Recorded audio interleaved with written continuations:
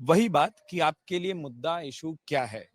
ये मेरे लिए मुद्दा इंफ्रास्ट्रक्चर डेवलपमेंट है, क्योंकि कई बार ऐसा होता है कि जो मेंबर ऑफ पार्लियामेंट्स होते हैं, वो अपने जितना भी बजट एलोकेशन होता है, उनका पूरा वो कंप्लीट खर्च भी नहीं करते हैं। जो एमपी लैड्स का पैसा आता है, वो पैसा वापस चला जाता है।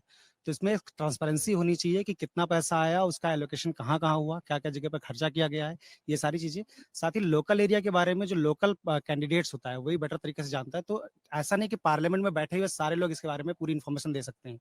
तो मुझे लगता है कि इसके बारे में थोड़ा-सा और सर्वे वगैरह करना चाहिए गवर्नमेंट को भी डे बाय डे, और ये पता होना चाहिए कि जो पैसा खर्चा हो रहा है, वो कहाँ पे हो रहा है, क्योंकि करप्शन इसमें फिर बढ़ जाता है, काफ़ी कुछ चीज़ों में। तो इस पे भी थोड़ा ध्यान देने की ज़रूरत है। दूसरी चीज़ ये भी होना चाहिए कि जो भी इंफ्रास्ट्रक्चर पे काम हो रहा है, इंफ्रास्ट्रक्चर के साथ-साथ ह्यूमन रिसोर्स पे भी काम किया जाना चाहिए। यानी जो एजुकेशन है, सिर्फ़ एजुकेशन में ये नहीं कि आपने डिग्री ले ली, क्वालिटी एजुकेशन पे बात की जानी चाहिए, कि स्किल डेवलपमेंट होना चाहिए, जिससे अगर आप प्राइवेट सेक्टर में इंटर्नशिप करना चाहते हैं, तो वहाँ भी कर पाएँ। क्योंकि हमारे देश में जब पॉपुलेशन बढ़ रही है, तो उसमें जॉब सीकर्स ज़्यादा हो रहे हैं, जॉब क्रिएटर्स के नंबर्स बहुत कम है। तो ये अपॉर्च्युनिटी अगर बाद में लोगों को मिल रहा है कि वो स्टार्टअप और कर पाएँ या अपने कुछ बिज़नेस स्टार्ट कर पाएँ, तो इसमें ज़्यादा अपॉर्च्युनिटीज़ मिल सकती है। तो मुझे लगता है कि 2 चीज़ों पे, ह्यूमन रिसोर्स डेवलपमेंट पे, इसके अलावा इंफ्रास्ट्रक्चर डेवलपमेंट पे अगर काम किया जाए, तो ज़्यादा बेटर तरीके से किया जा सकता है। तो डेवलपमेंट में मुद्दा होना चाहिए इस इलेक्शंस में। बाकी चीज़ें उसके अलावा और भी चीज़ें हो सकती हैं, लेकिन वो सेकेंडरी हैं। मेन मुद्दा डेवलपमेंट होगा। आपका नाम sir? Rahul Mishra.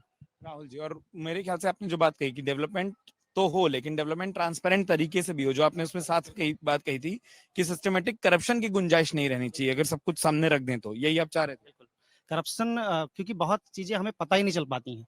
Right to information है, लेकिन राइट टू इन्फॉर्मेशन का यूज़ कैसे करना है, पब्लिक को ये भी अवेयरनेस नहीं है। इतना कॉम्प्लिकेटेड बना दिया था लॉ को कि इसमें पब्लिक जान ही नहीं पाती कि हम उसे यूज़ कैसे करें।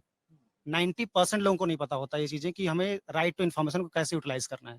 राइट टू एजुकेशन है, लेकिन उस एजुकेशन का बेनिफिट किसको मिल रहा है? आपने कहा कि एलिमेंट्री एजुकेशन को हम 8th तक फ्री कर देंगे, लेकिन फ्री का मतलब सिर्फ़ क्या, कि सिर्फ़ गवर्नमेंट स्कूल्स में? आप प्राइवेट स्कूल्स को भी प्रमोट करिए, आप उसमें बच्चों को फीस के लिए स्कॉलरशिप की तरह एक प्रोग्राम चलाइए, जिसमें बच्चों की फीस गवर्नमेंट फिल करे।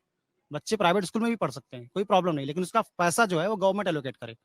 तो ये किया जा सकता है। ज़रूरी नहीं कि आप सरकारी स्कूल ही चलाइए, प्राइवेट स्कूल में भी फीस गवर्नमेंट को देना चाहिए, कुछ हद तक। और ये मतलब मैं जितनी लोकसभा में गया हूँ, अब तक ये आइडिया किसी ने नहीं दिया था कि इस तरीके से एजुकेशन स्ट्रक्चर को या जो शिक्षा व्यवस्था है उसमें ये बदलाव भी किया जा सकता है, जो आप अभी कह रहे बहुत सारे यूरोपियन कंट्रीज़ में ऐसा किया जाता है। हैं। तो ये चीज़ें, न्यू एजुकेशन पॉलिसी जो अभी आई है, उसमें अभी ऐसी खरी बात नहीं हुई है, लेकिन ये भी किया जा सकता था।